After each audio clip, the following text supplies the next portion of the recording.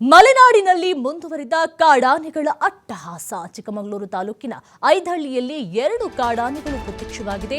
ನಿತ್ಯ ತೋಟಕ್ಕೆ ನುಗ್ಗಿ ಕಾಫಿ ಮತ್ತೆ ಅಡಕೆ ಬೆಳೆಯನ್ನ ನಾಶಪಡಿಸ್ತಾ ಇದೆ. ಕಾಡಾನೆ ಸಂಚಾರದಿಂದ ಆತಂಕಕ್ಕೆ ಒಳಗಾಗಿರುವಂತಹ ಸ್ಥಳೀಯರು ಎಲ್ಲರೂ ಎಚ್ಚರಿಕೆಯಿಂದ ಇರುವಂತೆ ಅರಣ್ಯ ಇಲಾಖೆ ಸೂಚನೆಯನ್ನು ಸಹ ಕೊಟ್ಟಿರುವಂಥದ್ದು. ನಾನು ಆಗ ಹೇಳಿದೆ ಎಲ್ಲೋ ಒಂದ್ ಕಡೆ ಕಡಿಮೆ ಆಗ್ತಿದೆ ಅಂತ ಹೇಳಿ, ಅದು ಖಂಡಿತವಾಗ್ಲೂ ಕೂಡ ಆ ಭಾವನೆ ತಪ್ಪು.